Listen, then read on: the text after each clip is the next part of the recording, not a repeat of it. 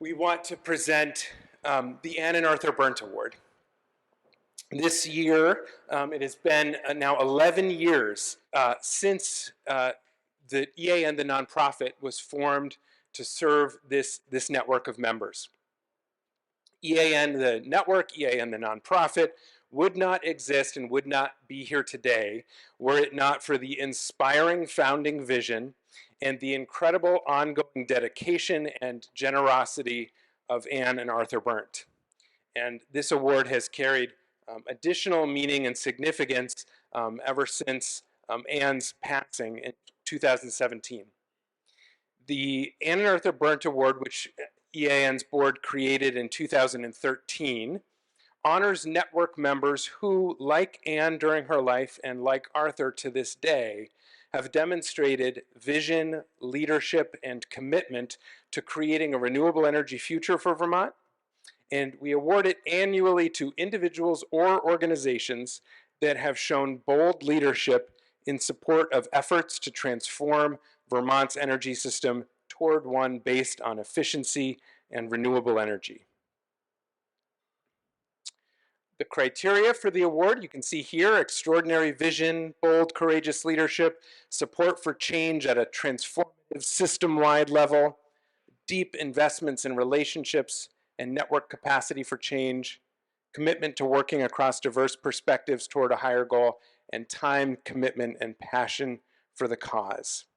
To present this year's Anne and Arthur Award, I would like to invite up to the podium EAN board member Richard Cowart and EAN's deputy director Kara Robacek.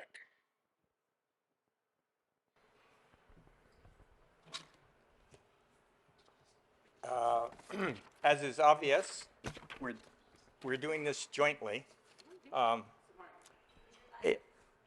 It's a deep privilege and a personal pleasure to present this award to a woman who is well known to so many in this room, a person who has led with mind, heart, and spirit for 40 years plus, and who has been an inspiration to so many of us, and that is Beth Sachs.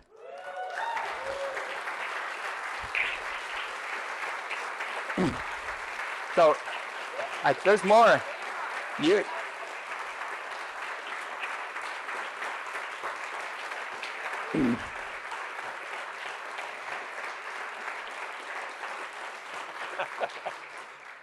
I love it that you all applaud just at the mention of her name. For those of you who maybe have not been working in our fields for 40 years, let me mention a few historical highlights. Beth's career in energy efficiency and energy equity goes back to the earliest days of these topics in Vermont. As a partner in the Memphremagog group, she helped to write the state's very first button-up weatherization book, and I think that was in 1982. Many other firsts could be named. There's a long list of things I could say. She was the first to do this. She and Blair have contributed so much. A key part of Beth's contribution to energy policy from the beginning was her steadfast commitment to social equity as an integral element of the clean energy transitions. These are increasingly understood topics today: efficiency, equity, clean energy. You know, we say them so easily now, but this was not true back in the early 1980s.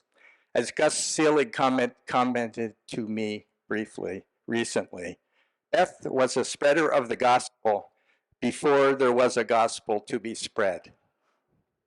In 1986, Beth and husband Blair Hamilton founded a little public interest group called the Vermont Energy Investment Corporation.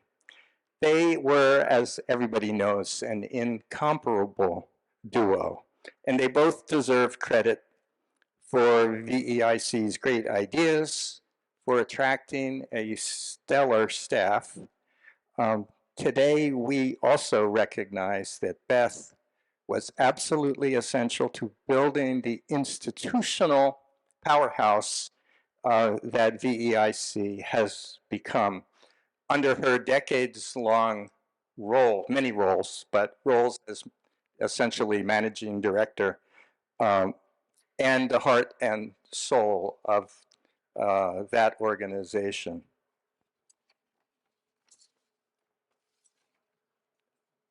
Beth's commitment to people and her roles as both, I have to hold up two hands here, like practical leader and manager, and also heart and soul of a complex organization in which human relationships were really valued because of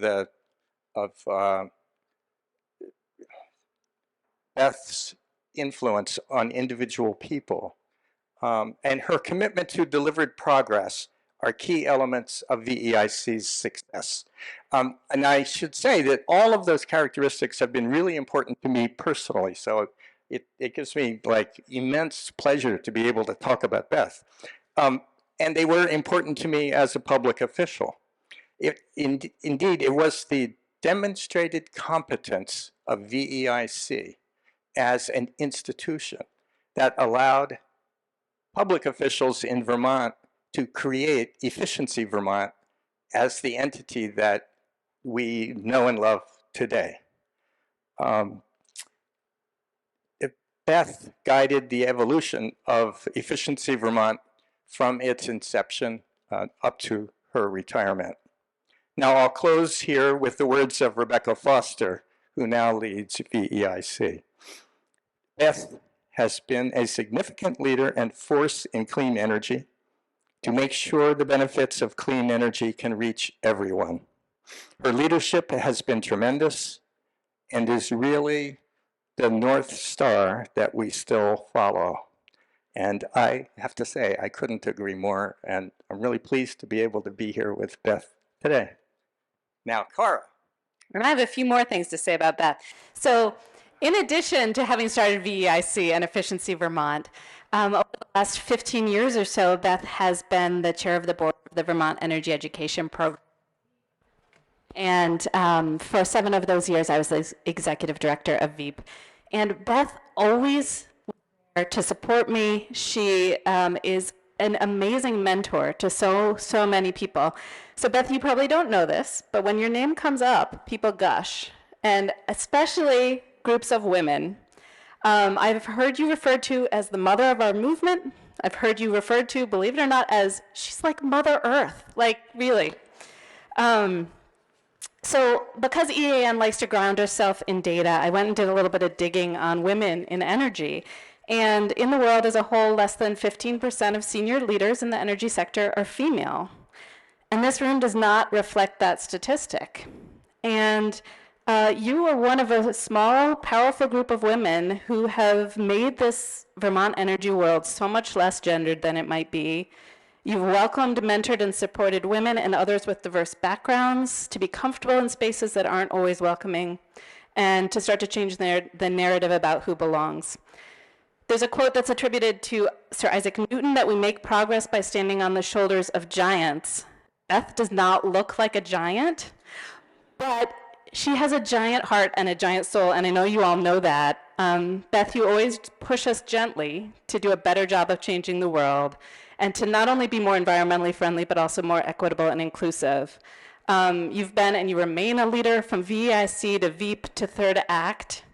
And so Beth, if your knees and your back sometimes hurt a little bit, it's because there's so many of us standing on your shoulders. And I'm so glad to be with you to give you this award.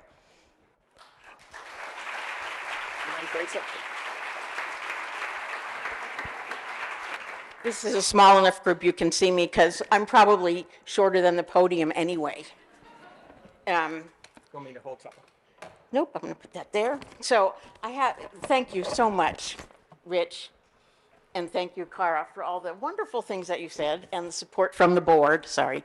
And I want to really thank the Energy Action Network and Arthur Berndt, who I just met, and I'm honored to get this award with your name on it. to contribute, and all the work that we're all doing to contribute to the state's response to climate change. The award is humbling and reassuring, because when you retire, you think you might just go away and disappear. And I've had the opportunity to do a lot more than that because of Third Act and the Vermont Energy Education Program and lots of other things like that that I was going to talk about, but Rich and Cara did it so well, I don't need to. I will say Third Act has been a real blessing and an amazing organization to work with all these other old and bold Vermonters like myself. That's what we call ourselves. And thrilled that our treasurer is supporting the bill that was our really first piece of political action of the divestment of fossil fuels. So Jared called me the other day and he said, you might want to say a few things. And I said, like, what? And he said, well, how did you create the whole idea of an energy efficiency utility? Where does that come from? And I thought, it reminded me of when my son, when he was 5, asked me where babies came from. And I said, well, they come from mommies. And he said, well, where did the first mommy come from? And I kind of have the same feeling about Jared's question. The answer is, I don't know. But I can try. And looking back, I think it's a confluence, I think Rich used that word, of curiosity, creativity, tenacity, and equity coming together at the right time and the right place with the right people. And that's not an accident that it was the right place, the right time, and right people. We created it and made it happen. Let's see. In terms of the right time, I was talking to Rich at lunch, and he reminded me what an amazing job we did putting this together from the very start. And I think that what resonated with me, what drove me, was that we were taking a societal perspective. We weren't looking at one group of people or one market or anything. We were really trying to look at, from a society's perspective, what's the best thing? What can we do to solve these climate problems? It was a touchstone that we kept using and coming back to. Right place. Vermont, some people sometimes think that Vermont is too small to matter. We all know it's not, that we're cutting edge in so many ways. And we have, the thing is, here in Vermont, creating the efficiency utility, we had access to regulators, policymakers, business organizations, IBM, environmental organizations. We could all sit down together and actually work out what an efficiency utility would look like. And where else in Vermont, this was my experience, can you take a walk on the bike path and run into 3 governors or ex-governors in the same afternoon? That's that right place. Right people. Rich already covered this very well, but this is where I joyfully and gratefully get to channel Blair Hamilton, who was my partner in work and life.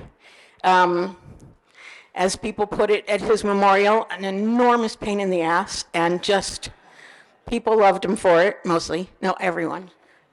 And we, together with a lot of amazing people like Rich Cowart and Michael Dworkin, and many regulators and legislators created this thing, and we did it together. We created both VEIC and Efficiency Vermont. So none of those folks that we worked with took no for an answer, and if we ever got no, we just figured out how to turn it into yes. So I have a lot of other anecdotes that I'm not going to say. I have lots of advice. I do want to say, I hope that I am honored one day with the award that Kelly got, because the fact that you are mentoring young people is what's important. And there's so many young people here today. This is really exciting. My job at this point is to be a resource for you. So if there's any way I can help you, please come find me.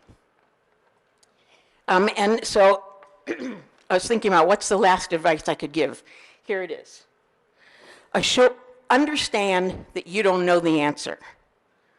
And then, let's see, show up ask a lot of questions, and very importantly, listen to the answers. Because sometimes we don't do that. And so I think we need to take this approach and this wisdom and experience and act with urgency to save this one sacred place that has the ability to sustain life, and to do it in a way that always respects and is kind to the institutions and the people that we're working with. Thank you.